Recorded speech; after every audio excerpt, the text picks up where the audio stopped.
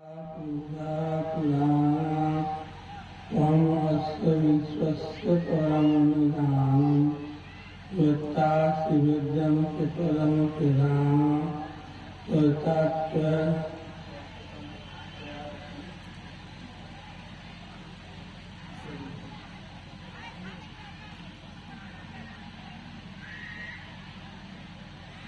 आदरणीय संत समाज,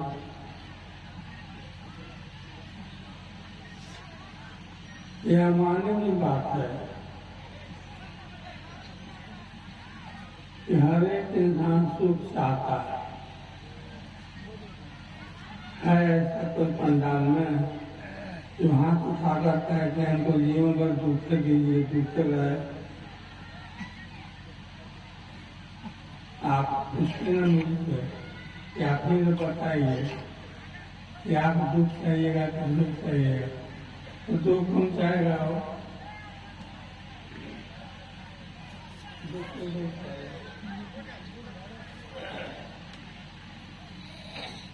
इसी प्रकार पूजा पाठ, हर कीर्तन और क्या क्या साधनाएं हैं हम करते हैं, उसके पीछे उद्देश्य छिपा हुआ होता है सुख। पूजा पाठ काय के लिए करते हैं? तो सुख के लिए करते हैं।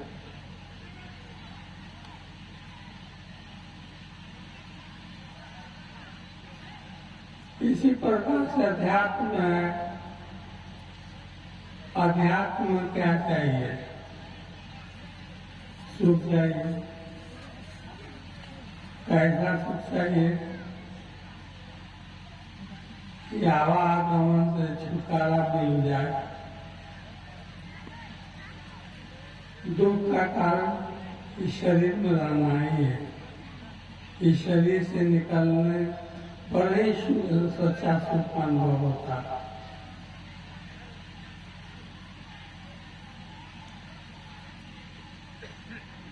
इस क्रम में गुरु जी आते हैं। बिना गुरु ज्ञान न हो पढ़े तो क्या होता? जिसकी ओर मैं इशारा कर रहा हूँ उसके लिए गुरु की आवश्यकता है। वैसे गुरु की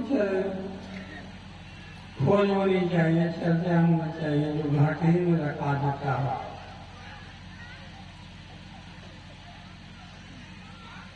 ईश्वर ई माने या स्वर माने श्वास।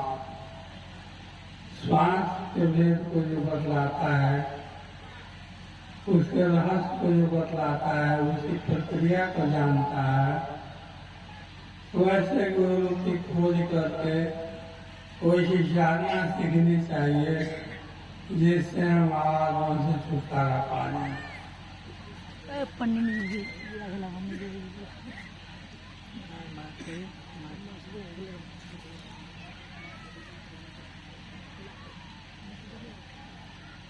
ईश्वर को जाने बंदे मालिक तेरा वही है, उसको जानना है। ईश्वर ई माने या स्वर माने श्वास। श्वास को जानिए, श्वास को पकड़िए। श्वास बंद हो जाने पर इस जीवन का कोई मूल नहीं रहता, इस शरीर का कोई मूल नहीं रहता।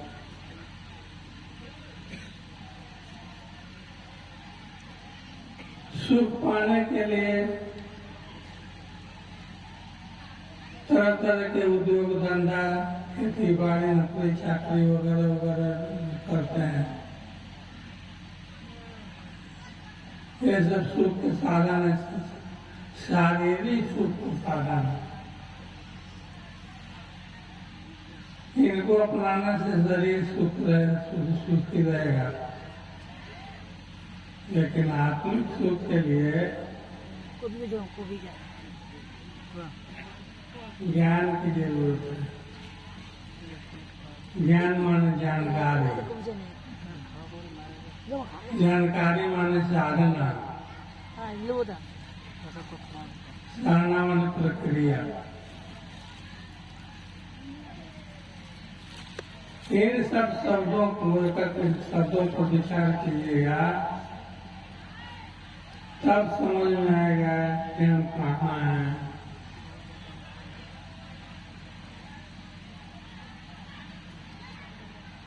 एक बुढ़िया थी, स्मार्ट थी बेचारा, तो छोटा छोटा सामान बेचती थी।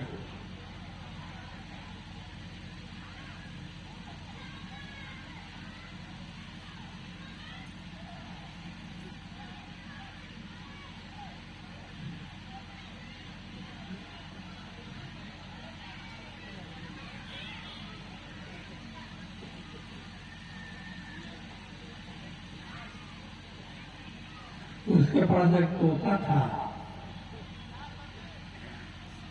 कोई ग्राहक को कर रहा है, अब बुढ़िया घर में रहे, कुछ इलाका था, दादी के ग्राहक का लुगा, दादी के ग्राहक का लुगा।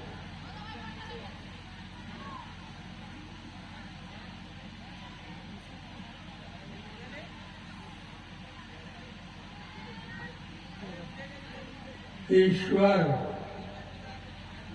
ईश्वर माने श्वास, ईश्वर हो गया। अब ईश्वर को समझिए, जानिए श्वास है क्या। इसी श्वास पर हमारा जीवन आधारित है और इसी श्वास पर आध्यात्म टिका हुआ है। आध्यात्मिक क्रियाएं श्वास के जरिए होती है। जो भी निर्गुण में आपने सुना, सुनील बाबू ने कितना सुंदर शब्दों में सुनाया, लेकिन जो जानता है समझता है उसके लिए तो बहुत कुछ है। आज जो नहीं समझता नहीं जानता उसके लिए एक संगीत है, गाना है, गीत है। भोजन के माध्यम से चोट किया जाता है, प्रवचन के माध्यम से चोट किया जाता है, इशारा किया जाता है। सुख के साथ हम लोग समझते हैं शरीर से संबंधित बढ़िया बढ़िया मकान हो, बढ़िया बढ़िया भोजन हो, बढ़िया बढ़िया पहनावा हो, तो ये सब शरीर से संबंधित है। आत्मा से संबंधित सुख कुछ और है, और सुख है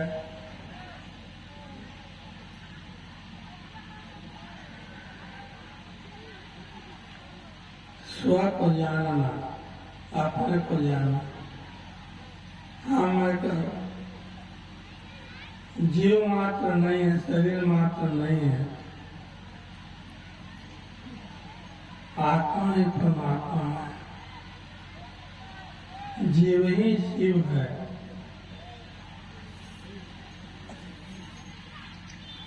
जीव है अथवा आत्मा रहती कहाँ है? तो इस शरीर में। इस शरीर में कहाँ रहती है? हृदय प्रदेश में। आत्मा हृदय प्रदेश में रहती है। परमात्मा कहाँ रहते हैं शरीर में?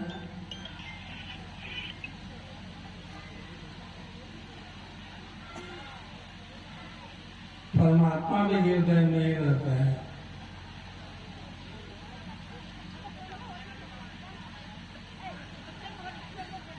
जीव का निवास कहाँ है?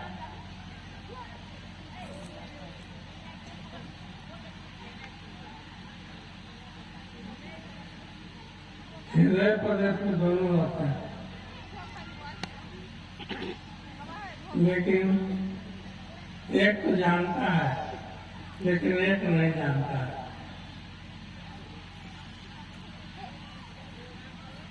हम आप सभी शरीर हैं,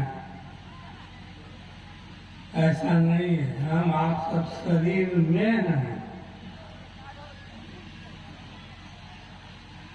शरीर में है तो शरीर में न खोजना चाहिए।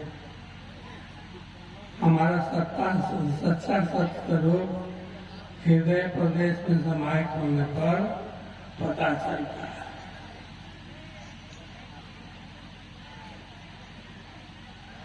इसीलिए कहा गया है, जपो मन चाप श्वासों का सदा जवाब होगा। श्वास में नाम होते रहता है, हम करें या न करें, जाने या न जाने, लेकिन क्रिया चलते रहती है। इसी रहस्य को जानने के लिए, इसी वेद को जानने के लिए हमें गुरु की आवश्यकता पड़ती है। पोथी पर जन्म पंडित ज्ञान पर हजारों ग्रंथ हैं संसार में, सैकड़ों मत पंथ हैं संसार में।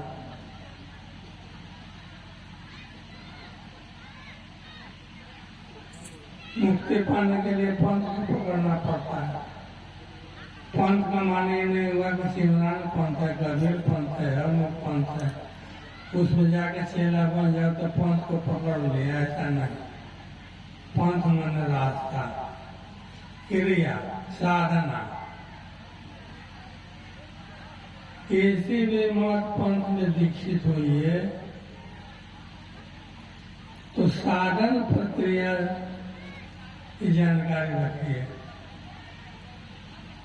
ऐसे मेरे पास आइए, मैं कान फूंक देता हूँ, जगह चेला बन गए, दक्षिणा दीजिए। अब दक्षिणा आप पर निर्भर करता है। दक्षिणा देने से मुक्ति मिलती है, धोती कपड़ा देने से मुक्ति मिलती है, ऐसा नहीं है। ये तो श्रद्धा है, एक आस्था है। हमारे गुरुदेव हैं और गुरुदेव ने हमें मुक्ति का मार्ग बताया है, रास्ता बताया, इसलिए इनकी मदद करनी चाहिए। लेकिन सच्चाई यह है, गुरु युक्ति बतलाते हैं, मुक्ति शिष्य के हाथ में है।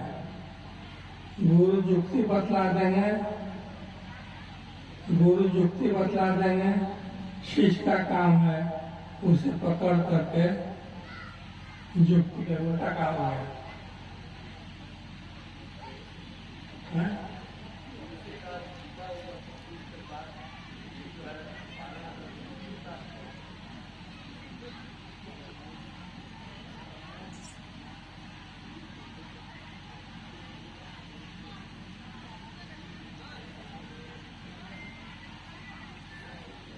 लेकिन व्यवहारिक जगत में देखा जाता है,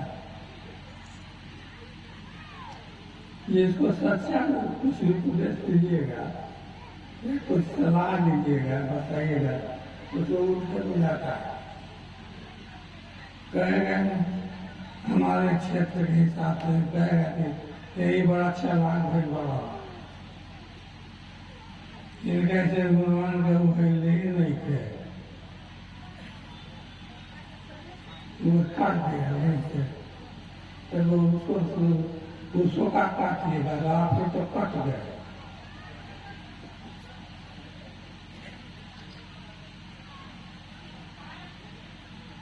हम अपने शरीर को देखते हैं ऐना के अंदर, लेकिन अपने स्वरूप को भी देखते हैं।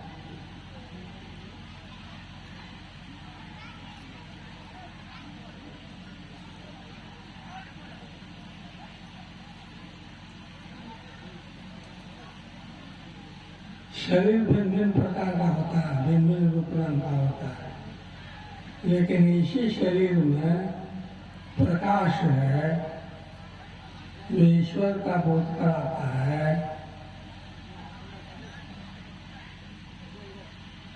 इसी शरीर में, इसलिए कहा ईश्वर को जान बंदे मालिक तेरा बन। ईश्वर को जानना है, कैसे जानेंगे? ईश्वर को जानने का उपाय यह है, सबसे पहला तो सिद्धांत है, वो सर्वत्र होते हुए भी हमारे लिए अपने में उसका होना निश्चित है।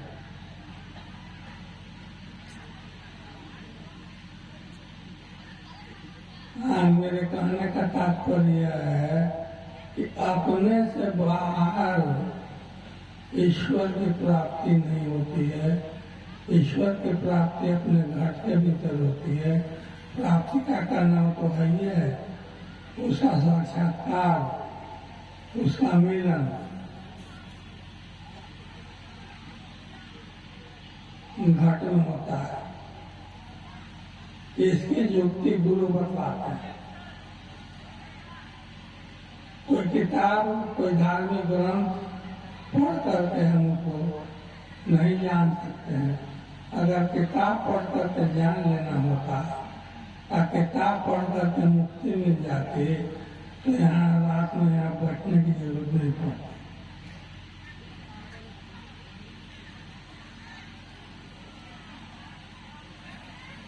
मेरे इशारा को आप लोग समझते हैं, कुछ न भी समझते होगा। कहा कि मेरा विषय वैसा ही है जो सोचने समझने का विषय है, विचार करने का विषय है, करने का विषय है, करके अनुभव प्राप्त करने का विषय है।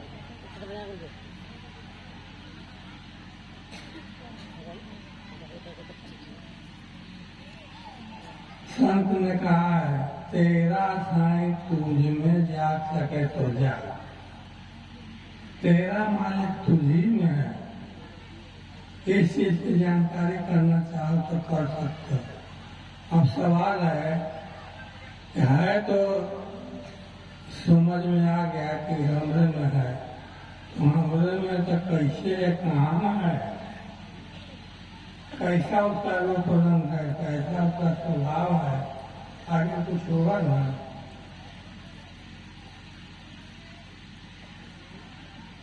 आप भैया मैं आप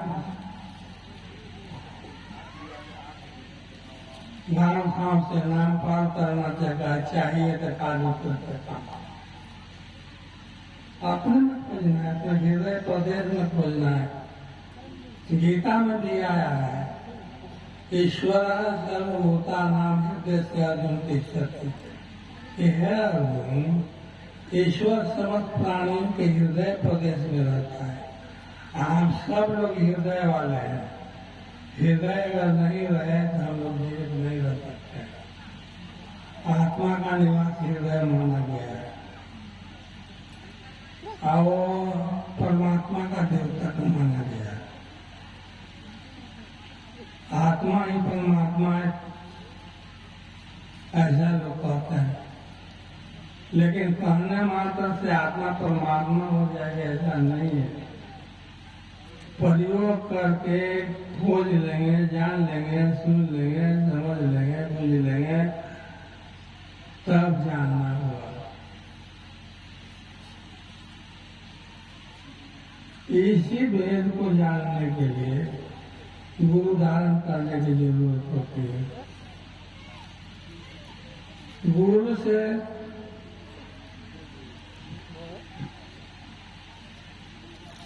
जान करके अपने जीवन में उतारने का काम अपना होता है।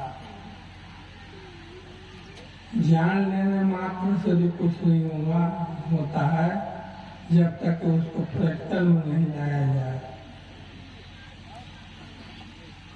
संत मत की साधना प्रैक्टिकल साधना है, करने की चीज है, न दिखावे की चीज है, न और कोई चीज की चीज है। जैसा गुरु प्रक्रिया बतलाते हैं वैसा करने से मुक्ति मिलती है। मुक्ति का केंद्र अपना ही है, शरीर में है। उसको जानना होता है कि कौन सी क्रिया कर रहे हैं कि उस क्रिया को कर करके जाए तो फिर न लौट पाते हैं।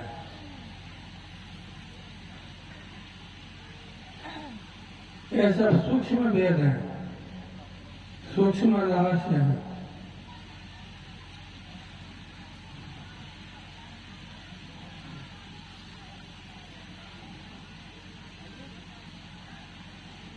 हमको जो विचित्र विचित्र अनुभव है,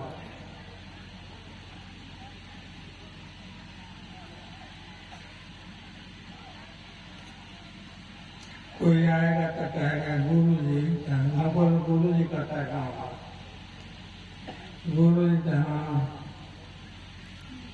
2 को बेटा हो गए लेकिन पोती हो जाए तो ठीक है।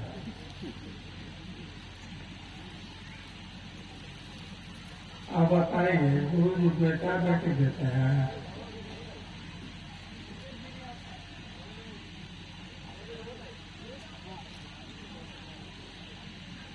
ऐसा नहीं है। गुरु जी वो प्रक्रिया देते हैं जिस प्रक्रिया को कर करके प्राणी शरीर से बाहर जाता है यानी मुक्त हो जाता है तो फिर लौट करके नहीं आता है। पूछा जा सकता है कि पूजा पाठ तीर्थ व्रत है और अनेक प्रकार के पर्व त्योहार है, ये सब करके वैकुंठ नहीं जाएगा तो जी नहीं, तो क्या होगा? जो बड़े जगत की पूजा पद्धति में लिखा रहता है, लगा रहता है, श्रद्धा भक्ति दिखलाता है तो उसका पुण्य इकट्ठा होता है और उस पुण्य के प्रभाव से स्वर्ग जाता है। जब तक पुण्य इकट्ठा रहता है तब तक स्वर्गीय सुख भोगता है और जब खत्म हो जाता है तब फिर संसार सागर में आना पड़ता है। इसलिए मुक्ति का मार्ग पूजा पाठ नहीं है, सुख का साधन हो सकता है।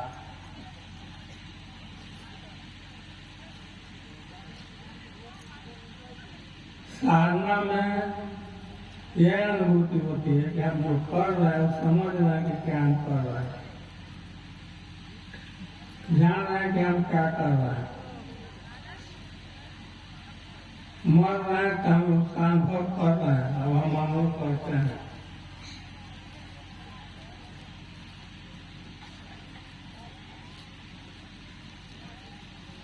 लेकिन कहिएगा तो किसको करिएगा? आज किसी के पास कुछ होते नहीं है सुनने के लिए। सब बात सुनने के लिए आदमी के पास समय ही नहीं है। लनफनिया बात बताइए, इधर के बात बताइए, गप छेड़िए, जोर साथ बोलिए तो बहुत जानकार आदमी है, बहुत कुछ जानते हैं। जब आप लोग का अनुभव करते हैं तो आप लोग जानते हैं, हम लोग अनुभव करते हैं चीजें बोल रहे हैं। मैं ज्यादा नहीं बोलूंगा, इतना ही बोलूंगा कि हमें अपने सत्स्वरूप को जानना चाहिए। तो अपने सत्स्वरूप को जानना चाहिए तो हम कैसे जानेंगे अपने सत्स्वरूप को? कहीं इसकी पढ़ाई होती है या कोई किताब है या कुछ और है, कैसे जाने हम अपने सत्स्वरूप को? शरीर को तो देख रहे हैं लेकिन शरीर के मालिक को नहीं देख रहे हैं, तो शरीर का मालिक कौन है?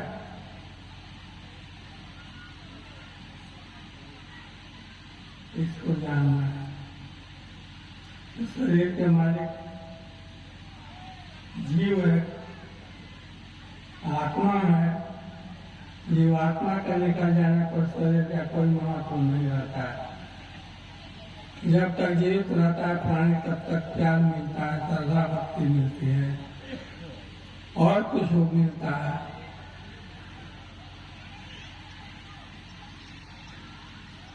लेकिन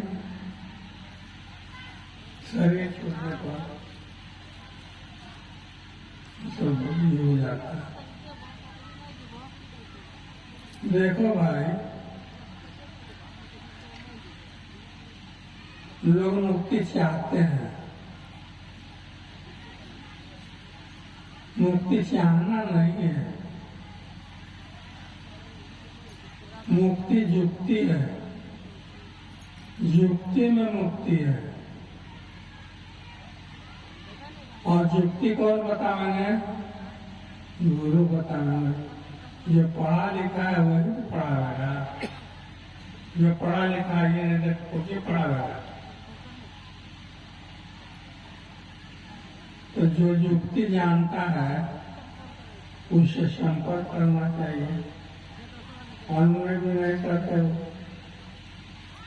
उनको वो सीख ले युक्ति।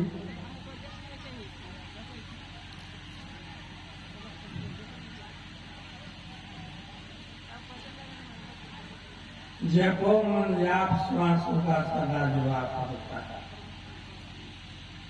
नाम धुन चलते रहती है, नाम का स्मरण होते रहता है, लेकिन हमको जानकारी नहीं है।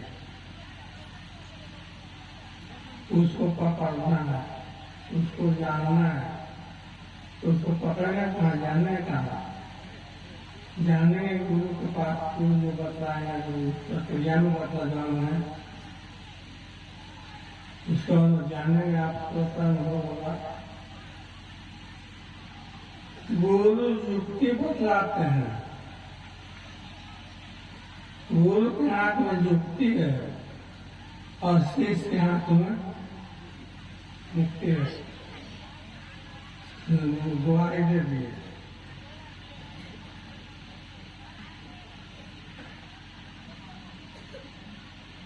गुरु के हाथ में युक्ति न हो, सेवक के हाथ में मुक्ति। गुरु युक्ति बतला देंगे, इतना ही पर काम होता है। शंका समाधान करते रहिए, पूछते रहिए, लेकिन मुक्त होना है अपने से। मुक्ति प्राप्त करने की युक्ति गुरु से सीखनी होती है। गुरु जब दया करके बतला देते हैं तो साधक का काम है चलते फिरते उठते बैठते नाम का सुमिरन करता रहे, और जैसी प्रक्रिया बतलाई गई जाती है उसको श्रद्धा भक्ति निष्ठा के साथ करनी चाहिए। यही मुक्ति का मार्ग है, उपाय है, अन्यथा और कोई उपाय नहीं है। पूछा जा सकता है कि तो पूजा पाठ काहे के लिए लोग करते हैं, तीर्थ व्रत काहे के लिए करते हैं। तो परंपरा चली हुई है, शुरू से कोई किसी ने चलाया होगा। उसके बाद में बढ़ते बढ़ते बढ़ गया।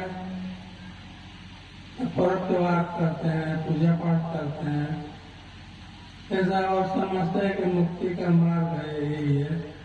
ऐसा नहीं, मुक्ति का मार्ग तो हमारे शरीर में है, मुक्ति का रास्ता हमारे शरीर में है, लेकिन गुप्त है, नहीं जानते हैं। इसी राज को सीखने के लिए, इसी को जानने के लिए दीक्षा दी जाती है, शिष्य बना जाता है। गुरु जब दया दृष्टि करके बतला देते हैं तो शिष्य का कर्तव्य होता है कि श्रद्धा भक्ति निष्ठा का साथ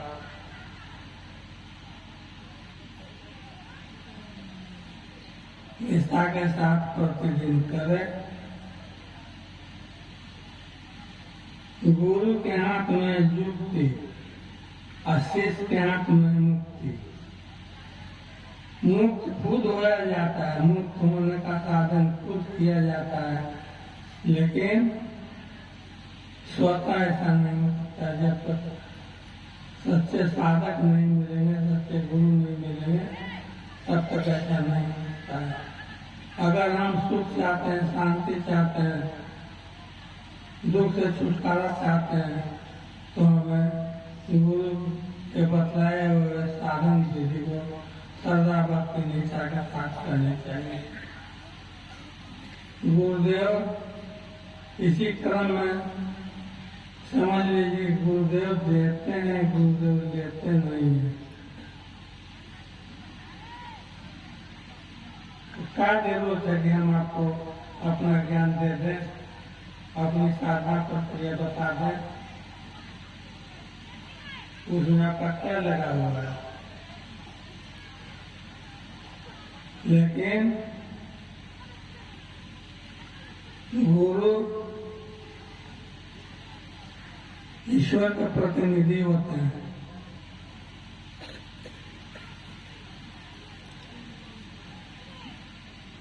वो प्रतिनिधि जो ज्ञान देंगे, साधन प्रक्रिया बतलाएंगे। उसी से मुक्ति होगी।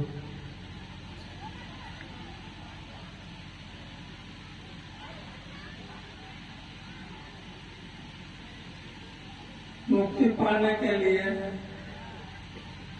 युक्ति सीखनी होती है। ऐसे तीर्थ है, व्रत है, पूजा है, पाठ है, सब पूजा का साधन है, लेकिन आध्यात्मिक लाभ इससे कुछ नहीं।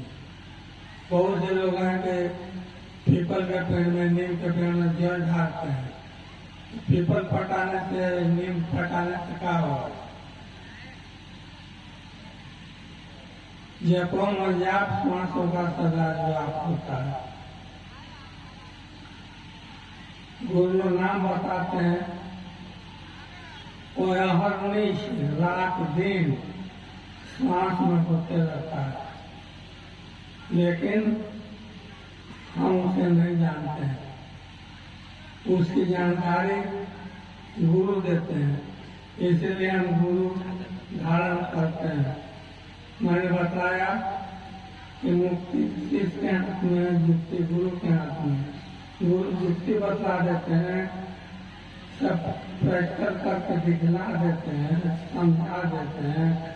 कहीं दिक्कत होती है तो बार बार समझाते हैं, और उसके बाद में शिव को मुक्ति मिलती है।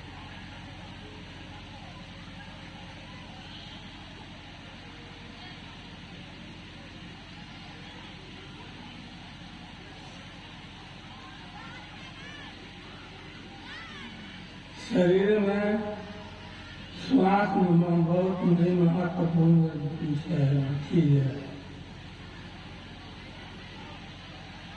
अभी आप रख सकते हैं कि नाक में 2 छिद्र हैं,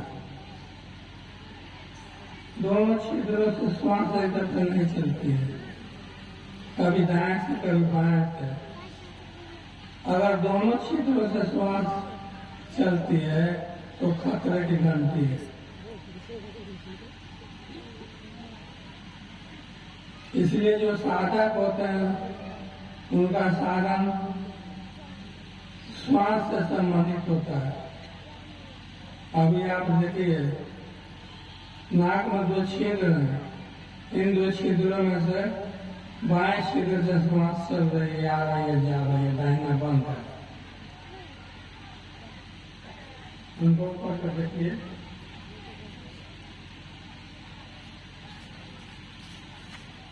हम आपसे करें कि बाएं छिद्र से श्वास चल रही है ना, तो देखिएगा तो कहिएगा ना, अपने रास्ते से छोड़ जाइएगा कि जान कैसे है।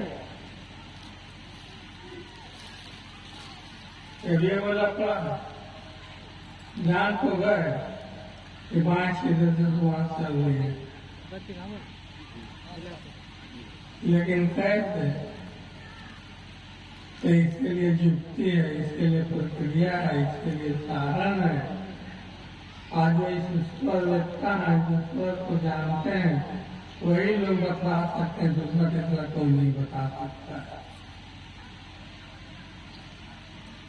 आध्यात्मिक क्रिया विश्वास ही पर आधारित है। नाम का जाप कैसे किया जाता है इधर तो नहीं देख रहा हूँ, पर शुरू में आता था तो कहीं कहीं बैठा रहता था, तो अगल बगल से शाम के वक्त आवाज आते थे,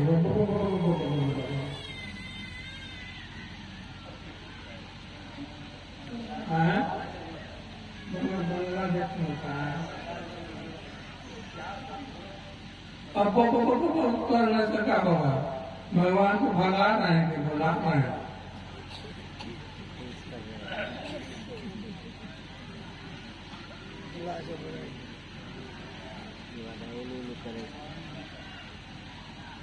सबको समझना पड़ता है भैया।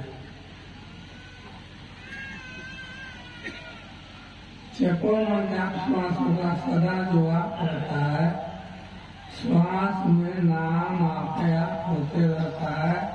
सिर्फ जानकारी चाहिए, उसको ध्यान देना चाहिए कि हो रहा है या नहीं हो रहा।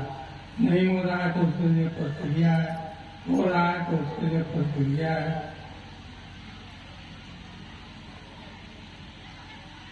ये हो बहुत गुलजार बातें है। एक शब्द गुरुदेव का ताका अनंत विचार। गुरु के एक शब्द जो होते हैं उसमें रहस्य फैलाता है। एक शब्द को पकड़ ले साधक और श्रद्धा भक्ति निष्ठा से वो ऐसा करे जैसा गुरु बतलाते हैं साधन करने के लिए, तो फिर उसका बेड़ा पार में कोई कोर कसर नहीं, कोई दिक्कत नहीं। नाम भी मुना, शब्द भी मुना उस तत्व को नहीं पा सकता है। उस तत्व को पाने के लिए नाम की जरूरत है, शब्द की जरूरत है और अच्छे साधक की जरूरत है, ज्ञानी गुरु की जरूरत है। चल रही है ना है। तो विशेष अब नहीं बोलूंगा, इशारा काफी है। वो तो इंसान के लिए इशारा काफी है। इंसान अगर इशारा पकड़ ले तो फिर उसको कोई दिखते नहीं हो, लेकिन साधक को अंतर्मुखी होना पड़ता है। लेकिन साधक बड़े मुखी ऊपर तो बाहर मत पड़ता है।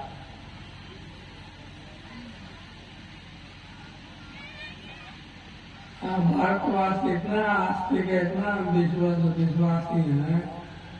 छठ के दिन गोबर समझते हैं ना, गोबर की भी पूजा करती है। बिछताई न हुआ, मले न हुआ, इतना विश्वास लोग करते हैं। छठ है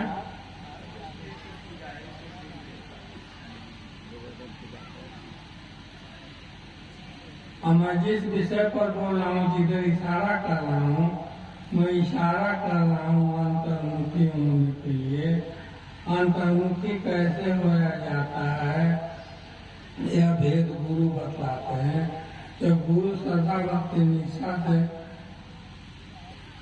बतला दिए तो आपको भी श्रद्धा भक्ति निष्ठा से वो प्रक्रिया करनी चाहिए।